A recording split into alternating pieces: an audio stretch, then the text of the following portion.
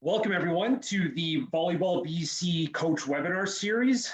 This is our second night now of the week-long event where we will be having guest presentations from some of BC's top coaches every evening, followed by some Q&A. Today's presentation, we're lucky to have Charles Parkinson from the Camosun men's volleyball program to present on creating a training environment for development. A little bit of feedback there. Sorry, everyone. Yeah, he's going to be presenting on creating a training environment for development versus performance. Before we get going, I just wanted to touch base on a few housekeeping items. As mentioned, the format for tonight is going to be a presentation followed by some Q&A. You can use the Q&A function on your Zoom application to ask questions at any time throughout the evening here. We're going to be having a bit of a different feature tonight where halfway through the presentation we'll be taking a technical timeout and a pause to ask some questions on the first half of the presentation, and I will be sure to let everyone know when that technical timeout's happening. We also are presenting on YouTube Live this evening. So our Zoom chat has a maximum of 100 people. So if we do get higher than that amount and you know someone who's struggling to log on, just go to our YouTube channel to check that out live, or if you have to leave early, you can check out the archive of the full presentation. Other than that, I think we're ready to go. Charles, can you just come online and make sure your video and mic's working? Yeah, here I am. Awesome. Well, Charles, I'll let you take it away. Perfect. Okay. Well, thanks everybody for joining me this evening. I thought that I would start today just by introducing myself a little bit. So I will just get my screen up here and we can start this presentation. Here we go.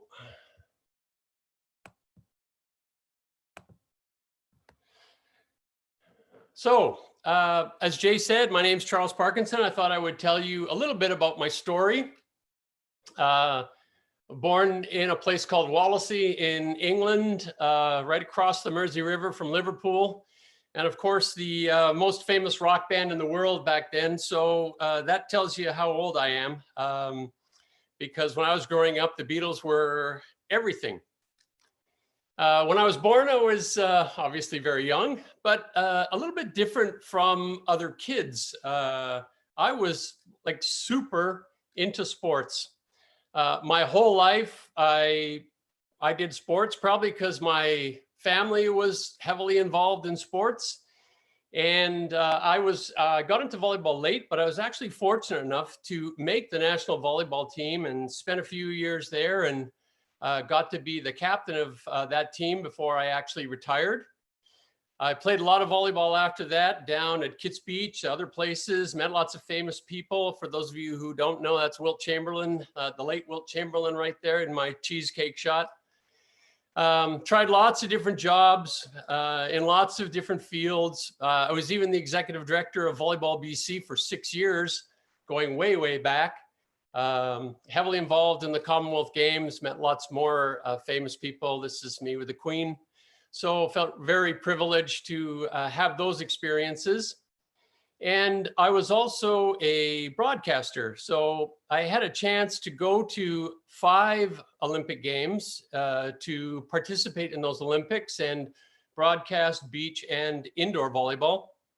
And even more special, I think, from my perspective, is that for about 25 or 26 years, I was involved in almost every big international volleyball event that came into Canada. So I've seen an awful lot over sort of my years in this sport. The one thing, though, that I was very clear on is that my greatest passion and the greatest satisfaction that I get comes from being in the gym with the athletes. When I was younger, it was playing in the gym as an athlete. And then as I've gotten older and transitioned into coaching, it's being in the gym and with those athletes. So I've been coaching for about 35 years, been a student of the game all my life, and I thought I would just give you a real quick snapshot of my chops, like why I've been asked to do this, just so you know a little bit about sort of some of the experiences that I've had, because I really believe that education is the key to success. I was an intuitive coach for an awful long time. My decisions were made mostly intuitively. And over the years, I've transitioned and become a much more evidence-based coach. And that came as a result of my education, whether it was the High Performance Master's Program at UBC or through the NCI or a lot of the other work that I've done. I've been the head coach of 3 of the PACWEST coaches, teams rather, Camosun and the Langara Falcons when they had a team, and the Douglas College Royals. I've been provincial team head coach. I've coached in the club system at the juvenile level. I don't know what that age is anymore, but coached boys and girls, and had the honor of being inducted into the Hall of Fame a couple times. So that's kind of why I guess why I've been asked to present to you this evening. And what I'm going to be talking about is creating a training environment for development versus performance. So what I thought I would do is take you through kind of what we do at Camosun, a little bit about what my philosophy is, and explain a little bit about how we approach this topic. I'll preface moving forward by saying that everything I do in development training is connected to the 5 priorities of my coaching philosophy. I really believe that having a coaching philosophy allows you to walk the talk, and people should be able to see your coaching philosophy in the way that you act and react every single day that you are in the gym. And part of my philosophy is that I believe that everybody has greatness inside them. It may not ultimately be in volleyball, but part of our job as coaches is to bring that out in some way to allow their star to shine. And in sort of my experience, I think that athletes need 5 things. Number 1, they need technical development. They need tactical understanding. They need to be physically prepared. Volleyball is a very aggressive, dynamic sport, and you need that level of physical preparation if you're going to go for 90 minutes or longer in a match. You need mental toughness, and you need to have some leadership skills. The more you have, I think, the better off you actually are. So everything that I do developmentally is kind of wrapped around these priorities that we have and that I have for the team. And I also believe in certain values that I demand from athletes that want to play as a part of our program. And that's about effort, it's about character, it's about discipline, respect, and passion, having some passion for the game. So before I actually get into my presentation, I want to give you a few definitions. And this is what we try to control in our training sessions. So the first thing is specificity. And that really is about the content or the direction of the training that's going on in each session. We are, as coaches, are totally in control of that, of what that content is, what the direction is. We can control the volume. So it's the quantitative component of our training. So it might be the duration, the number of touches, the structure of our drills, the length that athletes are in drills. All of these in the aggregate constitute volume. We also control intensity, and this is the qualitative component of our training. And we control the intensity through things like the timing of drills or the targets or goals that we establish. But we try to control that as much as we possibly can. And the combination of both the quantitative and the qualitative parts is load. And so this is made up of volume, intensity, duration, frequency, specificity. And we pay a lot of attention to load, because if the load is too great early in a season, you're simply going to increase the possibility for injury. If it's too low, you're not going to get the anatomical adaptation that you're really looking for.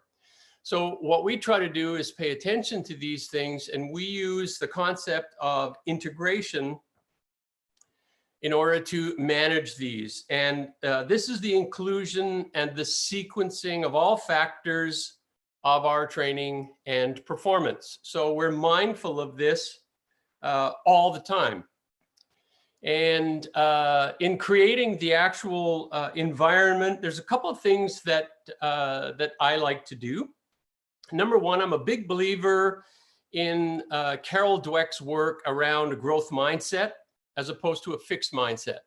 So when athletes coming in, they have a growth mindset, which means that maybe they can't do those things right now, but with training, they actually believe they can, as opposed to those athletes who kind of by default say, I'm never going to be able to do this.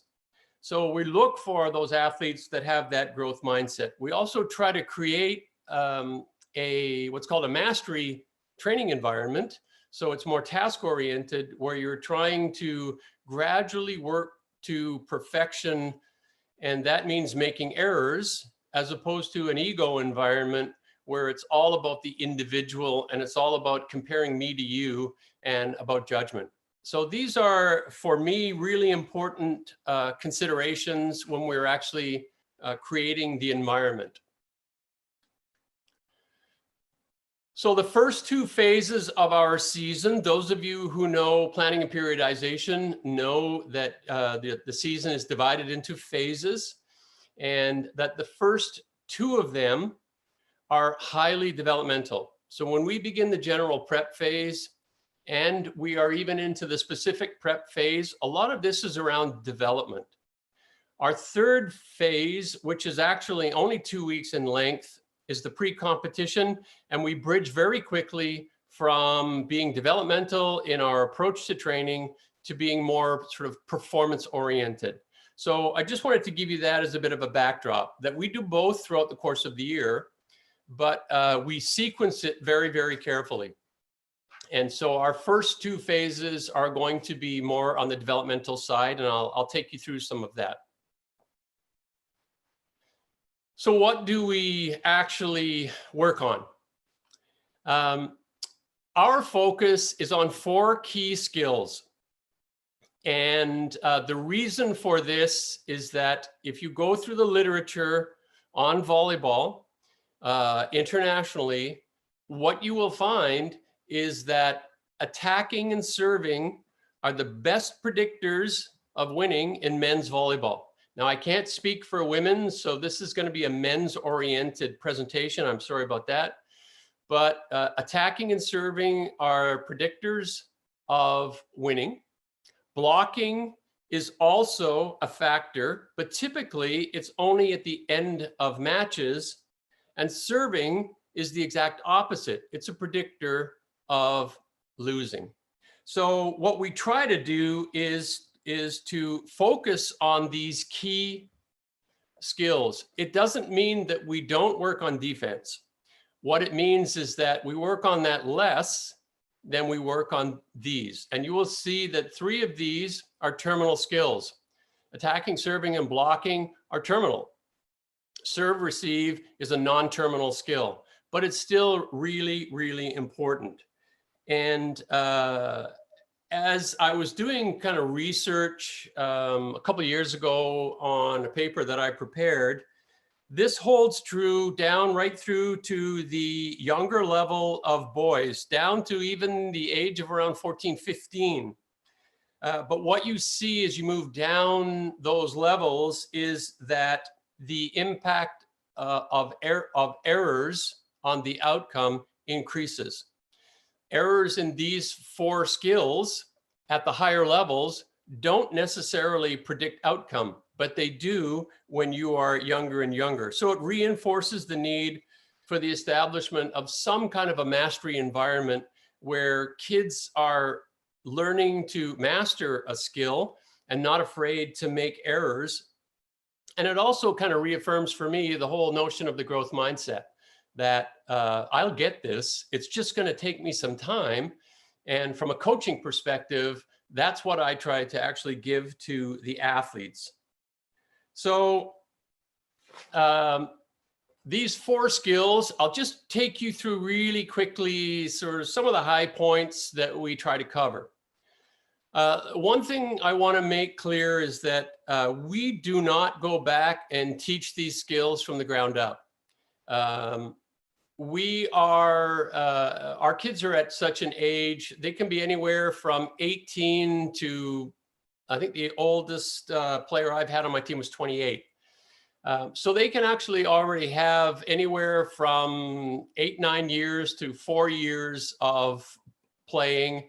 And a lot of them are sort of at the upper level, so they've had pretty good coaching. So we're not going to go back and undo everything that people have already done. So we take a slightly different approach. What we do is we make it very, very clear to athletes how we want them to execute each skill. What are we looking for? And we do this by identifying for them some of the major concepts that we look for. And one, for example, in attacking is around key concepts in footwork. Do they know the notion of shuffle 5, shuffle 3, straight in? Do they really understand transition footwork? I've included a link to a video that was done by Vincent Pichette. He was a former men's national team assistant coach and also ran the full-time training center in Gatineau. And I obviously got to know him by covering a lot of the national team activities. And we had lots of discussions around these. And so what I find is that athletes really don't know a lot of this stuff. And so we try to give them some understanding of things like shuffle 5, shuffle 3, because it allows you to get outside in.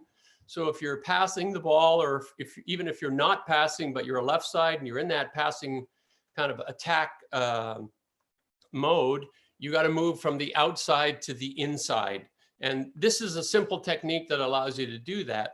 And so we're not really going back and teaching our athletes how to hit the ball. We're teaching them maybe some skills or some refinements that might make them ultimately a little more successful. And we do this because we have studied attacking.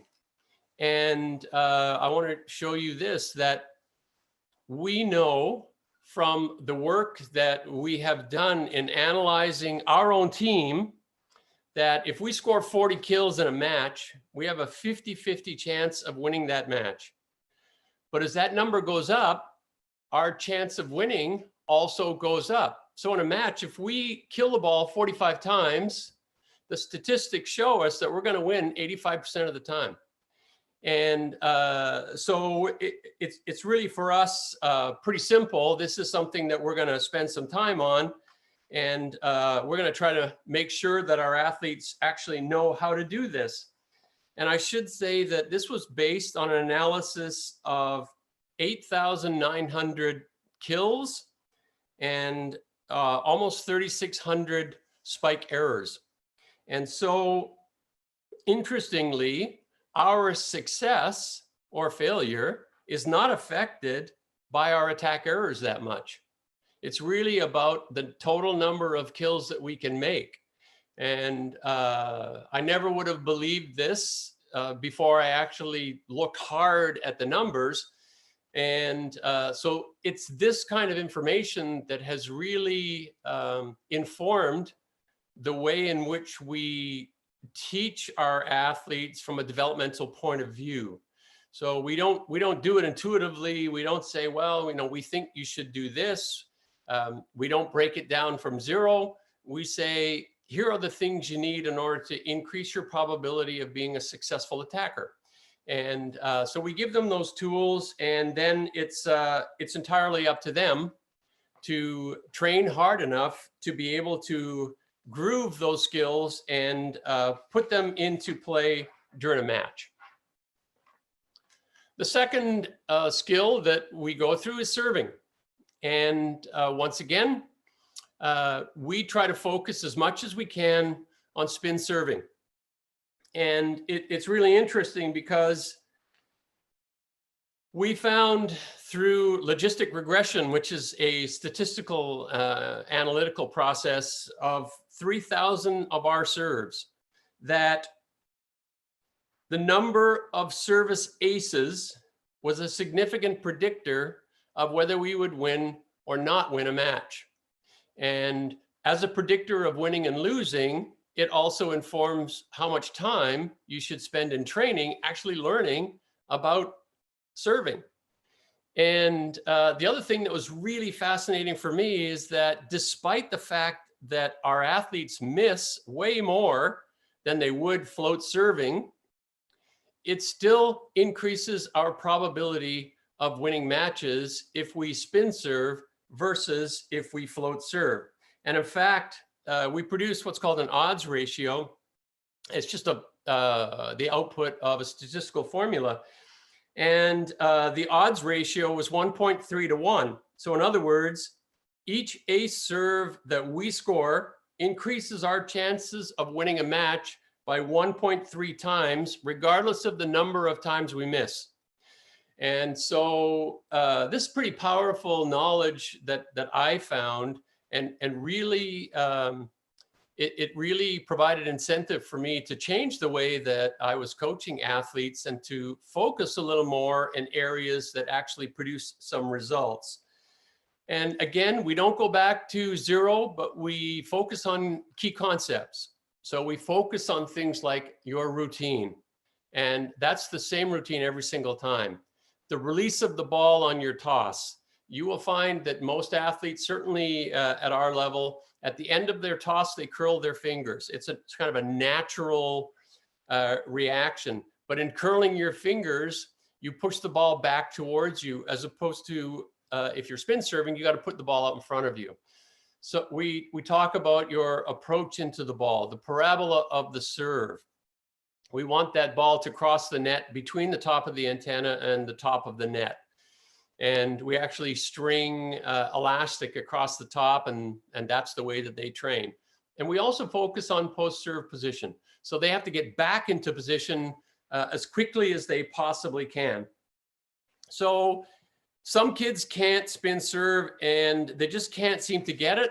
And so we will continue to work with them on a float serve, but what we try to do is to make sure that that float serve has enough velocity so that it makes it difficult for hand passing. And, or we try to make the angle such that it's down around the knees, so it's more difficult to hand pass. So these are the types of things that we help our athletes to develop. The third area in blocking, similar based on our data, and this was 201 matches over 7 years that we looked at. And after 20, every block that we get increases our odds of winning that match by 1.22 times. So we're going to spend some time on trying to ensure that we are a good blocking team. So if you combine a good block, right, with a great serve, maybe it's not an ace serve, but it's put a team out of rhythm, and then you have a good wall. Obviously, that's why the men's game at the higher levels has gone to such a serve block game, that the numbers just tell you why that's happening. So what do we look at? We look for head and eyes, we look for up and over, we look for body control in the air, and we look for the turn and land. So this means that as soon as that ball has gone by you and your eyes are open, you know that ball's by you, your head's turning, and as you land, your body's turning. So these are the points that we try to make with our athletes, and these have been supported by the literature, particularly researchers like Palau, who's done a number of papers in this particular area around the efficacy of blocking in men's volleyball. The last skill that I'll give you is serve receive. And we focus on this because there is some evidence, it's not overwhelming, and it's more at the lower levels, I should indicate, that there is a negative correlation between passing and outcome. So in other words, the poorer you pass, the greater the likelihood that you're not going to win a particular match. So these are the concepts that we give to our athletes. It starts with the quiet eye. And I'm a real believer in this. I've studied the work of Joan Vickers, who was a researcher. I believe she was in Calgary when she was doing her original work. And what she did is she had a pair of glasses specially made with a camera in it that could track your eye movement. And she actually used volleyball players. And she got rec players, she got university players, and she got national team players. And she actually measured how much time they focused on the ball. And lo and behold, the rec players focused the shortest amount of time. The university players, the middle amount, and national team athletes focused the longest amount of time on the ball from the serve to the reception. And she's done a tremendous amount of work now. It's gone way beyond volleyball to other sports. And she calls it the quiet eye. And I'm a real believer in this. And we do a drill sometimes where we put tape on the balls with a number on it, 1, 2, 3, or 4. And then we just get guys across the net having to pass the ball to targets. We might have 4 guys passing. And what they have to do is actually call the number of the ball before they make the pass. And what it does is it just zeroes them in to watching that ball. And so if you can imagine doing that in a match, it's going to make you a lot better passer. And it's very, very important these days because everybody's trying to set those screens that prevents the passers from being able to see the ball. And that's exactly why, because you can't spend enough time actually focusing on it. We work on keeping the ball within your zone of control. So it's not within your center, but it's within your zone of control. We try to keep our athletes as still as possible at contact. Their feet are to the server, the platform's to the target. So we try to make sure that the gross motor movements are made prior to the ball crossing the net, and the refinement takes place right after the ball crosses the net. And so I thought I would just show you a slide about stacking the odds in your favor and the powerful influence of passing, how it connects to the side out attack. So this was work done by Gil Fellingham, who is from the stats department of Brigham Young University. And I got to credit Ryan Hofer for this. It was the first time I saw this. It just blew me away. And it talked about side out efficiency and expected wins and losses. And if you take a look at this, what you will see is on the left-hand side of the screen where it says our team, right? If our side out efficiency is 0.51, our predicted win percentage is 64%, right? And that's a 1% increase from only 50%. And so the way that we try to develop our athletes is based on all of the evidence that we have researched and tried to then take that research and translate that into how we actually can train our athletes and make them more effective in those particular skills that we're actually working on. Jay, I think that was our... This is the technical timeout. Very good. Yeah, thanks, Charles. Lots of great points there. We got a lot of great questions from the audience. So what we're going to do is I'm going to try and use this fancy poll feature. And what I ask everyone to do at their computer is to just vote on some questions that you'd like to see Charles answered. In about 30 seconds, we'll start some Q&A, and we'll roll for about 5 or so minutes, and then we'll get right back on track, Charles, with the presentation. Okay.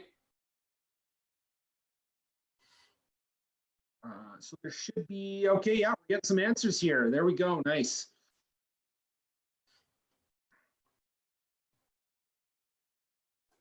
Okay, Charles, well, let's get going while people continue to answer. And Sure. Our most popular question for the evening is, how would the skill priorities you outlined change if you coached at, let's say, the 14U level, 16U, 18U level? Okay. At 14U, I would probably be spending more time on serve receive. And I would be trying to spend a little more time on consolidating the actual skills. So reducing the number of errors that are committed in every skill, because that has a huge factor in the way that the matches actually unfold. And so rather than refining, I'd be working on sort of that development phase to actually get them to a point where they can be really, really consistent. I'm going to keep these answers pretty short. Perfect. Okay, let's keep it rapid. Sorry, Jay, let me, sorry. As I moved up the ladder in terms of the age, yep, I would be focusing more, less on error management and more on refinement. And then as you get up to the much, much higher levels, then you're starting to see incremental gains. So it's the position of your hand. It's making sure that you take that one step. It's that rotating your body in the right way, hitting across your body. So I think there's an evolution that you would go through here from kind of that 14U level all the way up. Awesome. What are the strategies you use to communicate and reinforce that growth mindset concept? And additionally, how do you communicate to the athletes on your team your skill priorities? Sure. Well, first of all, one of the things that I've always believed in is that there's no what I would consider as what I call stinking thinking. So, and that's kind of a negative self-talk, or negative talk to other athletes on your own team. There's a difference between holding people accountable and being negative.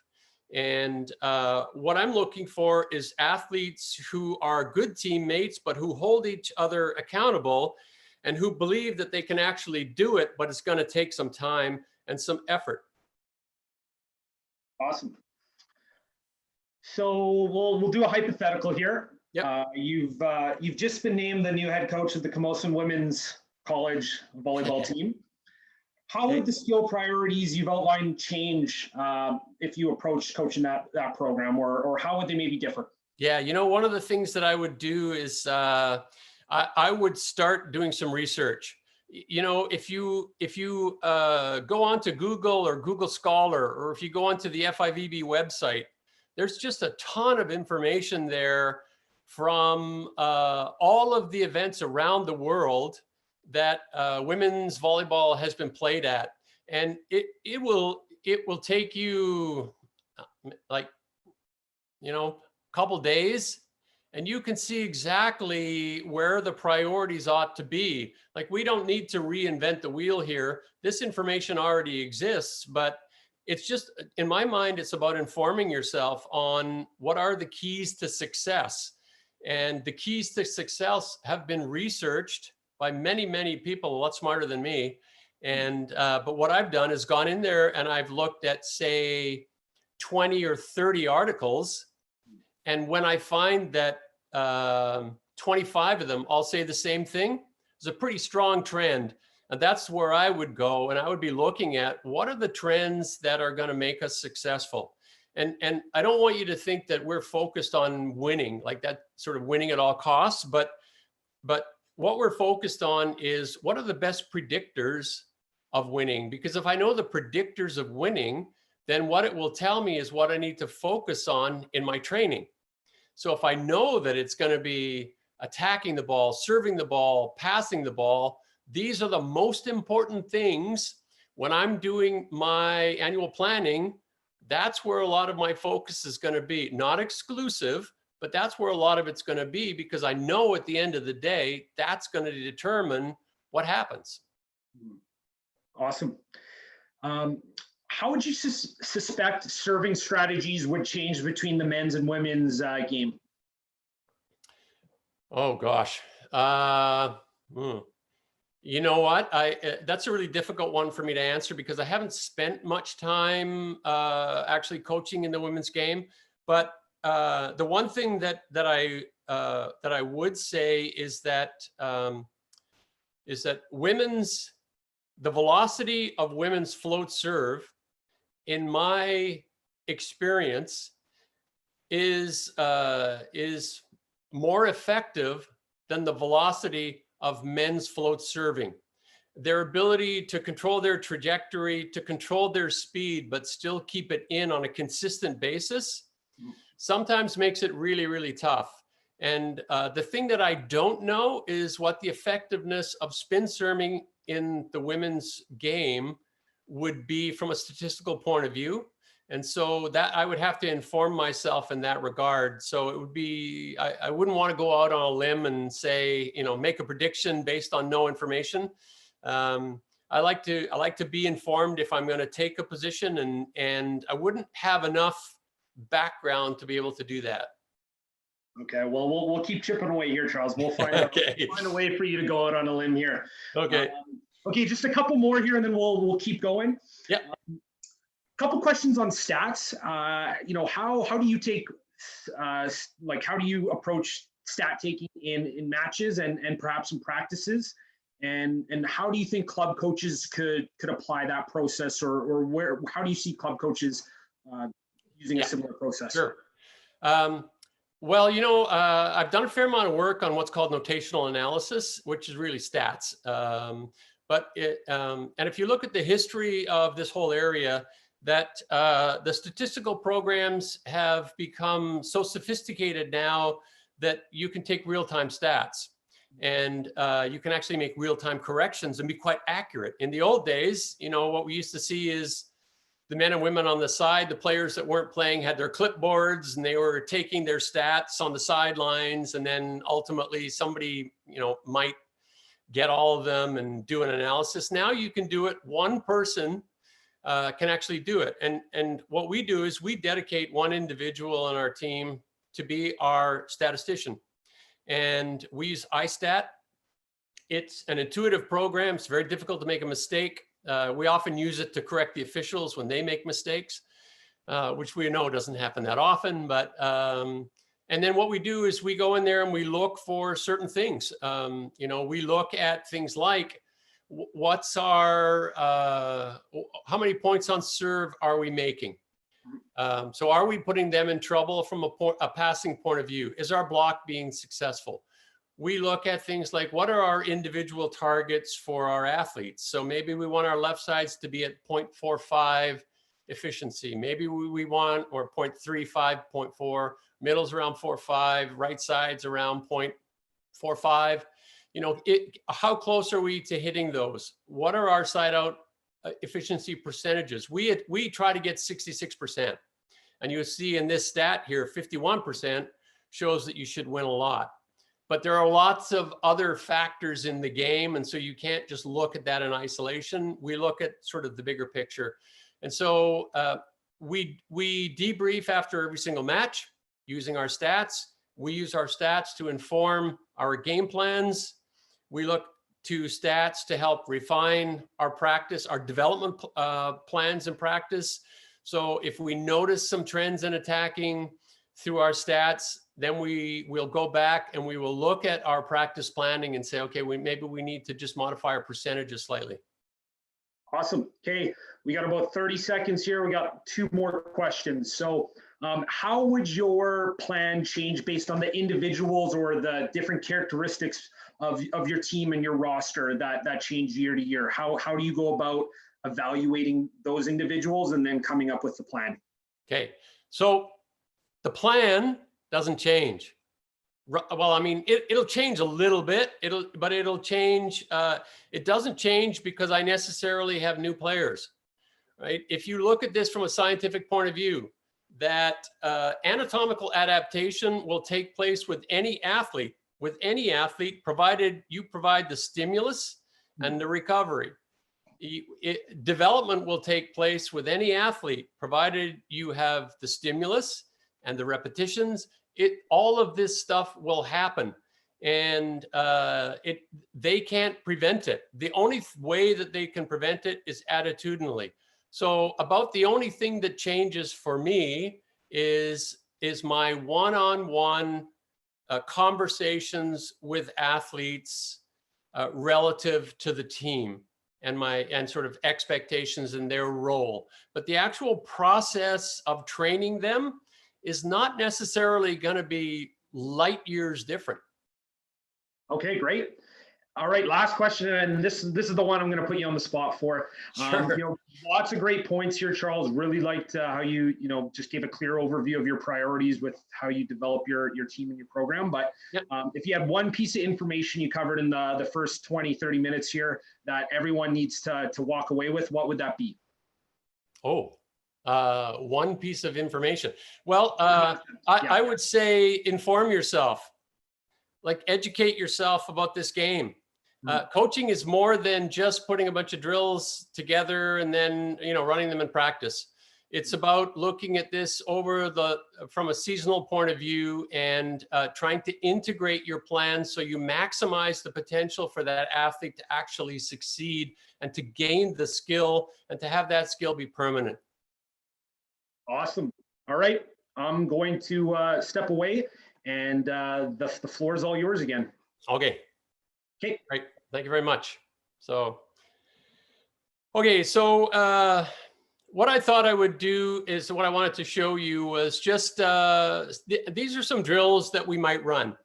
And I've got this slide and one more. This slide shows you an example of developmental practice drills.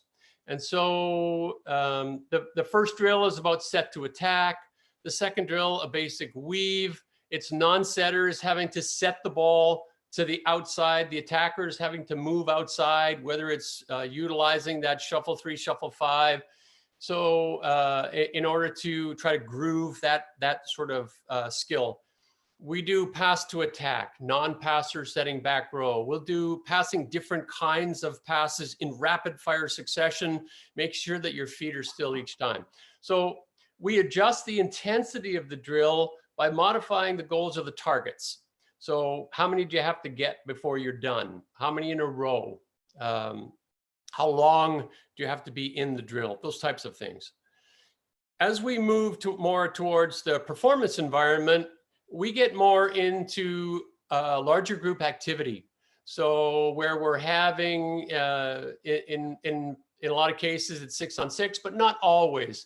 So we'll do things like a left side, right side challenge. So it's 6-on-6, but only the right side on one side and the left side on the other side can score.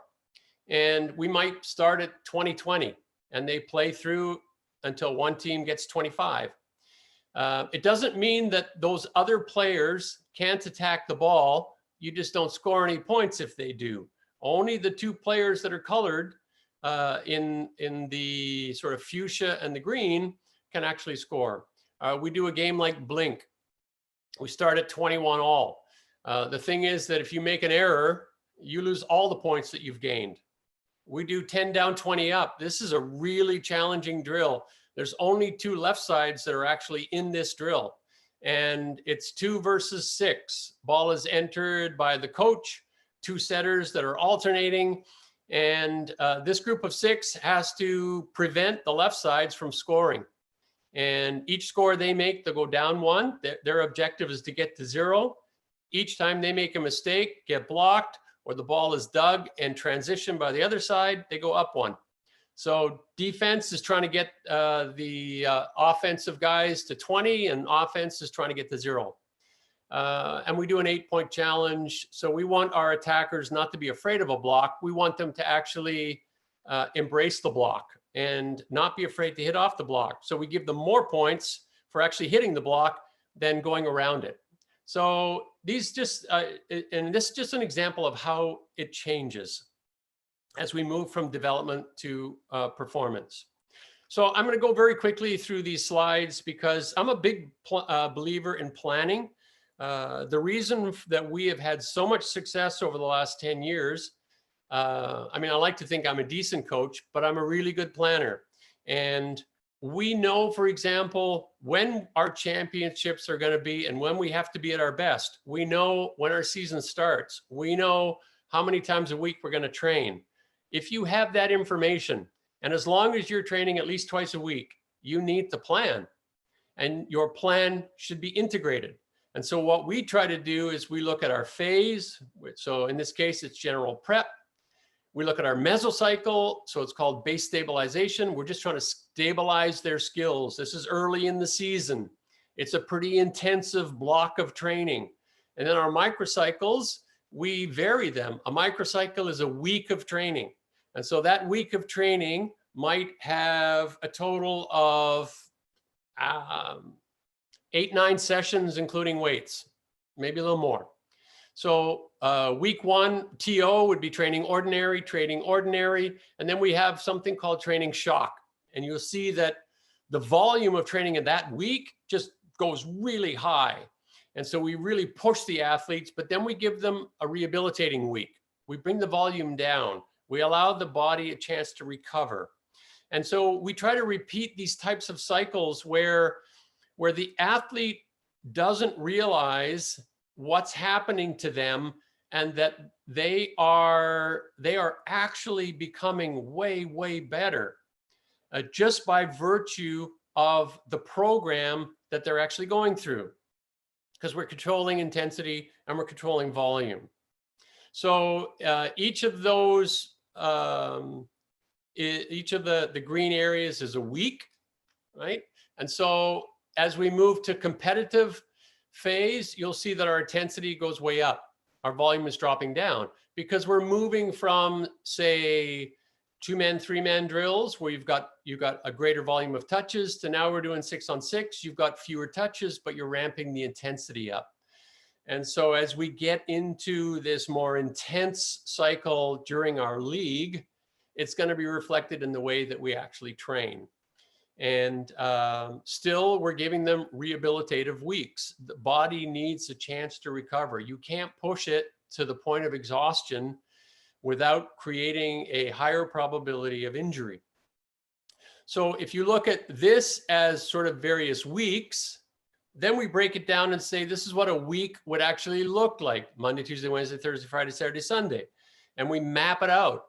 And we have the objective for every one of our training sessions, technically what we want to accomplish, tactically, physically, mentally. In our case, we're including things like hydration and recovery and other stuff. And we make sure that our athletes understand all these factors. If an athlete is dehydrated or not eating the right foods, I can be the best coach in the world and they're never going to get better. They're just never going to get better because they don't have enough glycogen in order for them to be able to output at a high enough level to actually improve themselves. So what we do is we break it down to every single day. And then we start thinking about, okay, well, what are the types of activities within our training session from a drill perspective that's going to help us achieve these objectives? And we do that for every microcycle. And the first one I showed you was an example of the general prep phase. And this one's an example of the competition phase. And you can see how things change because now we're actually in league play. And our technical and tactical objectives are really changing. So each year I would modify this in order to try to achieve what it is that we want to achieve with the athletes that we have. But, and I would say that if you're not coaching sort of, you know, if you're coaching at the U16 and above level, you can produce something like this. And maybe it doesn't have to be as detailed, but for sure you should be looking at what are the objectives that you want to have in your training. what technically do you want your kids to learn? Tactically, physically, mentally? How are you guiding them?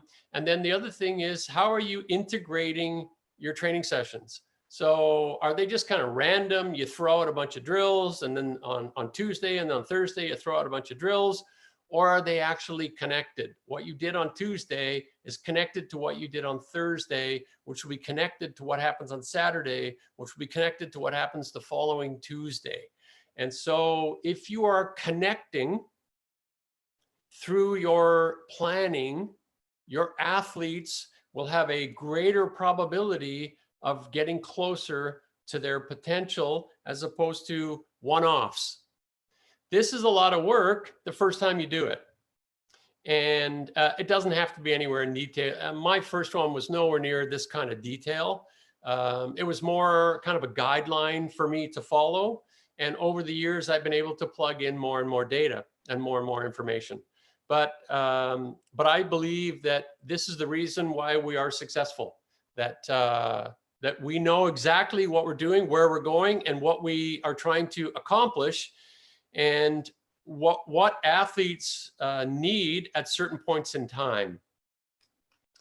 If you were to kind of step up to the 100,000 foot level and look at this in terms of a seasonal plan, so I've gone the other way around, kind of showed you the detail and got broader and broader. This is kind of what part of our seasonal plan might look like. So if you can see, I'll just show it, around the macrocycles, the mesocycles, the block focus, different microcycles. And then what we're looking at is how do the drills address what we call the 5 S's, stamina, strength, speed, skill, and suppleness. And then we plot that out. So our drill, we're trying to actually put together drills that are going to be able to approximate these numbers and when we add them up, this is what our practice will look like. And, or what our microcycle rather will look like. And we do this for every single microcycle. And we try to sort of carry that forward throughout the season. And on the far right, and then I graph it out so I can actually see it visually. And on the right, you can see our taper into our championship. Looking at it through a slightly different lens, you can look at it through volume and intensity and load. So this is what it looks like from that perspective, where we're trying to actually quantify each microcycle. The more we know about quantifying microcycles, then we know how much load we're putting on the athlete. And we know that we have to put a certain amount of load on the athlete in order for them to actually improve. But we don't want to go past the threshold where we're going to injure them, or where they are so fatigued that there's no improvement taking place. There's no opportunity for supercompensation to actually occur because they don't have enough downtime. And so you can see in this particular scheme, if you look at the bottom, we have 4 increasing microcycles in terms of load, and then a rehabilitative microcycle, and then a shock microcycle, then a rehabilitative microcycle in 24, and then back to repeating that other routine. And so as coaches, what we're trying to do is to control as many variables as possible to allow the athlete to allow the athlete's body and the skill acquisition process to actually take place. Because it's not serendipity. It shouldn't be.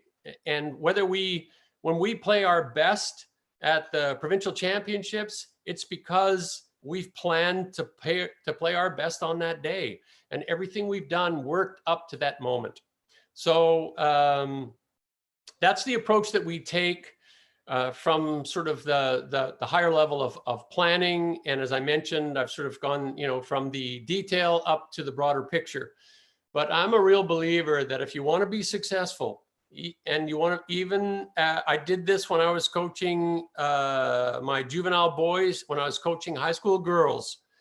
I had a plan, nowhere near this detailed, but I had a roadmap for what it was that I was trying to accomplish. And it was based on sitting down, the discussion with my team, and what their vision was and where they wanted to go and how they wanted to get there and those types of things. And then we mapped it out. And it allowed me to be able to deal with parents very, very easily, and to basically eliminate any problems with regard to parents wondering kind of what's going on, because I could share that plan with them and say, here, this is what we're doing, and this is why we're doing it, and this is where we're going, and this is what you can expect, and it just informs you from a scientific perspective. The intuition and sort of your passion and your experience comes to play, both when you're in your training sessions and also in your games. But part of my advice is don't rely on intuition overly much. Right? When you are playing in matches, when you're training your athletes, there's science at work here. There's evidence, and we need to be making sure that we take advantage of all the work that's been done, which shows us how the human body develops, how we actually acquire skill, and how we continue to improve. So I'm going to stop there, and I'm going to say thank you to everybody for listening. And I would say if any of you that are listening want to reach out, I'm more than happy to answer questions you might have. I've put my email down there, and I want you to feel free to be able to touch base. It's what I've done over the years, and I've really enjoyed doing it. So thanks to everybody for tuning in, and Jay, thanks for the opportunity from Volleyball BC.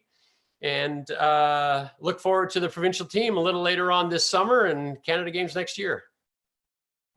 Awesome. Thanks, Charles. I think we're going to spend another 5-10 minutes answering some questions.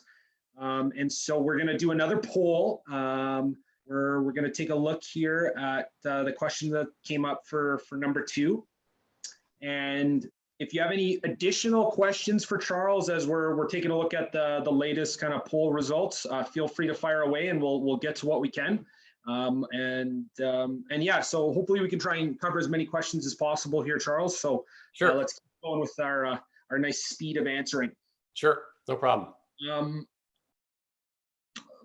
So yeah, initial first kind of most popular question is, how would your planning change for a 3 or 4 month season? Most of the coaches on the call coach high school, they coach club, or even some different provincial teams in the summer, and their seasons are much more condensed. How would you adjust your plan for development and performance, balancing those in that context? Yeah. So one of the things that I would start by saying, asking myself again, when are we starting? When are we finishing? Right? When do we have to be at our best? And when we're going to start? How many times a week are we going to train? And I would ask myself, what state are the athletes going to be in when they come to me? So do I have to spend a lot of time on general prep? In other words, really making sure that I've got lots of volume, or can I get to kind of the more intense type training right away? And what you can do is you can adjust your volume and intensity in a number of different ways. You can do it through your drill design. Obviously, if you're going to have, say, a 2-person or 3-person drill with 1 or 2 balls, you're going to have way more volume. The number of touches is going to go up. If you have 6 people and you're going back and forth across the net, you're going to have a lower volume of touches, but you're going to have maybe more intensity, because every single touch now means so much more.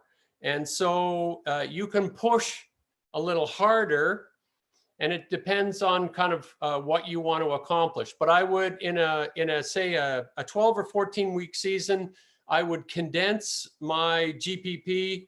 I'd probably go right into making sure that athletes understood, at least basically, what I was looking for, what systems we're going to use. I would start with that kind of like right away, and then move forward from specific prep to pre-comp and into comp, because you just don't have enough time for the general prep phase where you're just working on skills and skill acquisition. You're going to have to combine those two at the same time. Maybe you do 50% of your practice on skill work, 50 on team play right off the start. And then maybe that shifts to more, 80% team play after 3 weeks. You sort of have to take a look at it, but you can kind of adjust as you go forward. But that's kind of the way that I would start to approach it. Awesome. Thanks, Charles. So I think intensity and volume conceptually, I think most of us understand, but when it comes to measuring and really quantifying those concepts, right, it can be a little unclear. How do you go about measuring your intensity in a practice session and the volume? Sure. Let me put it to you this way. The combination of those things, right, with a bunch of other things that we use, is called load.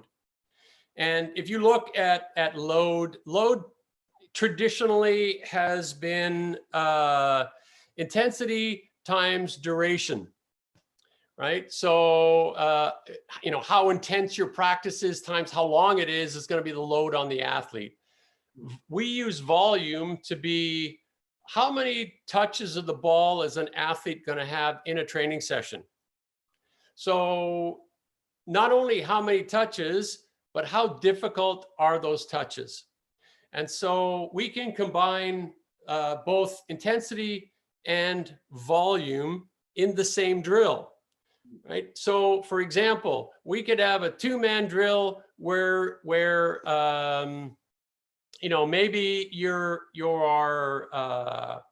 doing pepper over the net, right? And so maybe we know that that's going to increase the number of touches like exponentially, right? Because we're going to touch the ball 3 times. We're going to bump to ourselves, set to ourselves, attack to ourselves, right? And so we're going to look at that as a way that we can really work on volume. But if I said then, okay, now what we're going to do is we're going to play 4 people playing pepper across the net, right? It's going to be way more difficult for those athletes to control that ball because now they're having to hit cross court, they're having to hit in the right place. And so we're going to have the intensity of that drill go up. And then if we add targets to that and say, you can't get out of the drill unless you get 10 completions within 5 minutes, right? So now we are sort of controlling the type of intensity, the number of touches, so the volume and intensity. If you can kind of get where I'm going, we can manipulate that by the design of what we're doing. And this is what we do all the time in our practices. We look at what do we want to work on? What's the objective for today? And then how does the drill that I want to use actually meet that objective? And how can I make it meet that objective within what I've said is kind of the volume and intensity that I should be doing at this part of the season?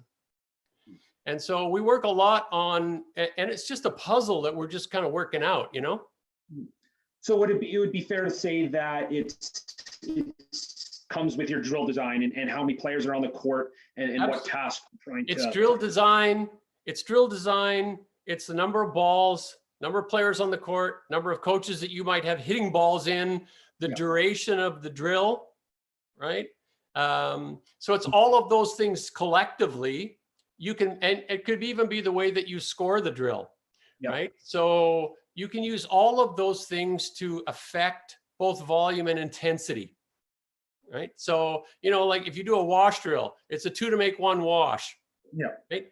So, if a team serves, you score the side out, you get a down ball and you kill the ball, right? You score 1 big point. But what about now if the loser gets the down ball?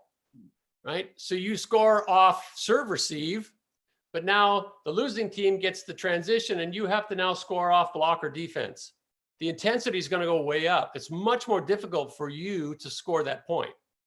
And so And therefore that drill is going to maybe last a lot longer, but you're going to continue to push those athletes just by a simple change of who gets the ball entered.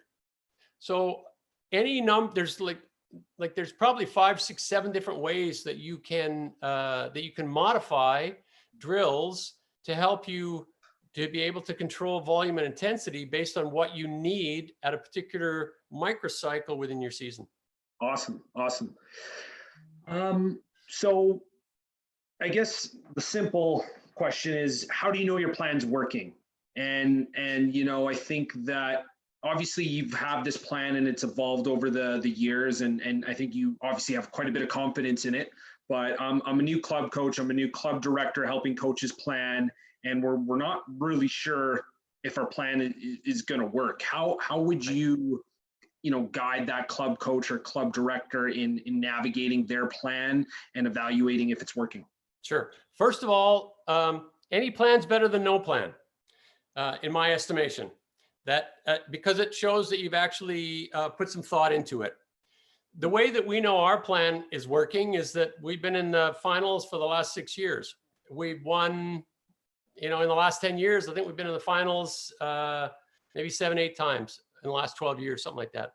So the proof is in the pudding, right? The most difficult thing when you have a plan is staying with it when you don't think it's working. Right. And so it's exactly what you just said. So, I'm a new club coach. I've got a plan. I had it checked out by somebody, like Charles, who took a look at it and said, hey, this looks great, but it's not working. Oh, my God. Right. The thing is that's where you have to have patience, and you have to recognize that this is called a seasonal plan. And it's a plan that you hope unfolds over a season to produce the result at the end, because planning and periodization is a work backwards process. You want the end to be where you are at your best. And will you have hiccups along the way? Totally. But you have to commit to the plan and you have to stay with it. You have to be patient. Unless it's absolutely falling apart, right? I would stay with it. Or I would invite somebody like Jay or somebody else to say, hey, could you just come and observe? Right? This doesn't seem to be working. Or, hey, can I pick your brain? But I'm a believer, and I would also add that that every single national team, junior national team, every single professional team in sports works to absolutely minute, detailed plans. It's the only way, because serendipity is no longer enough. And you can have a great plan, like Team Canada, but they also have a pretty significant IST, an integrated support team, that comes along with that, which adds even more levels to what you're doing. And so I think that we know at all levels of sport that you're more effective, and the athletes, and if your plan is rooted in science, the body will respond. Awesome. So when my plan isn't working next year, Charles, can I ask you to take a look at it? Well, you can only if we beat you. Yeah. All right. Couple more questions here, then we'll finish off. How does the training environment change in the weeks or week leading into a major competition? So for high school, it's the high school championships, club provincials, club nationals. For you, obviously, PACWEST provincials. How does that work? Yeah. Well, we go through a taper, and I would recommend that everybody tapers. So what happens is that probably in a short, like in a high school season, you probably need a 1-week taper. And we typically do about maybe a 2 microcycle taper leading into our championships high school. And all it really means is that you're going to decrease on each of the days of that microcycle the length of your practice. So in other words, if your practices are typically 2 hours, and let's say you're going 4 days that week, Monday's practice would be 1 hour 40. Tuesday, an hour 30, Wednesday, an hour 20, down to say an hour. And what happens is your body's used to actually pumping out energy over that period of time. And so it's no longer having to do that. So you're keeping that intensity high, but you're decreasing that duration and therefore the volume. So you get a delta of energy. And as you go into that tournament, what you're going to find is that your body is absolutely juiced. It is like primed and ready to go because it's so used to giving that much energy out. And so you get this peak performance.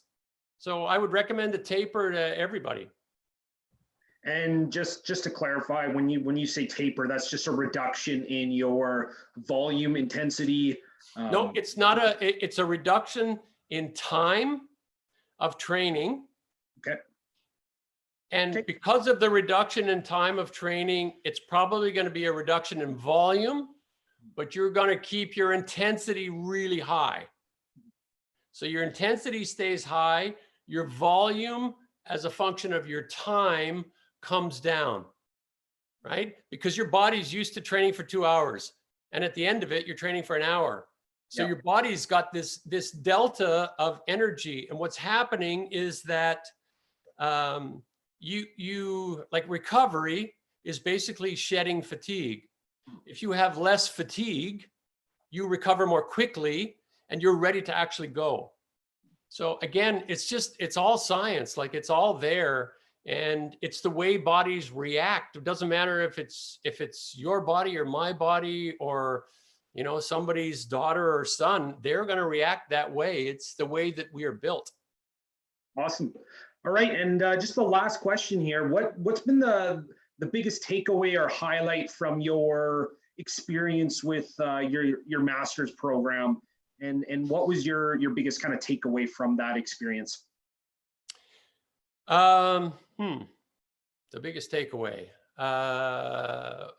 Well, I think I would kind of go back to where I started. It wasn't just a master's because I did the NCI Advanced Coaching Diploma for 2 years before I actually went into the master's program. And what I learned a bunch of different things about the importance of things like nutrition and hydration and sleep. Those were really, really important.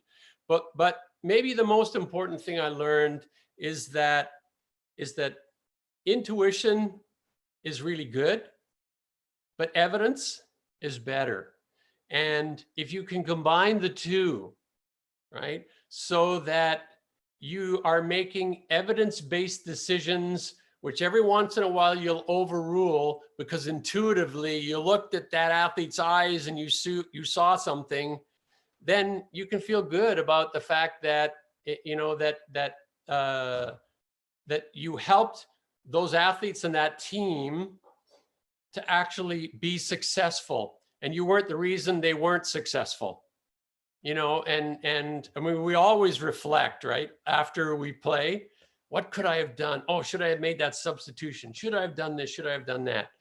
If you can use evidence in real time to help you with those decisions, if you can use evidence in how to develop your athletes, on how the human body actually works from a volleyball perspective, what do you actually need?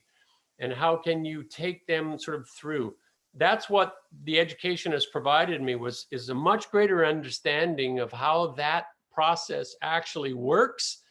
And then I can add my volleyball experience to that, right? In terms of, the drills and all the rest of that type of stuff. But it's that combination of it. It's basically informing your decision-making. Awesome. Well, that's a really good place to leave it there, Charles. Okay, thank you. Just want to thank you for your time and your excellent presentation here this evening. Lots of great engagement and lots of great questions. So really appreciate that. For those of you still listening in, we've got our third presentation of the week coming up tomorrow evening. That's going to be with the UBC men's volleyball head coach, Mike Hawkins, and we're going to talk a little bit about observational learning. So thanks for joining in this evening and hope to see everyone tomorrow evening. Thanks, everyone. Appreciate your patience. Okay, thank you.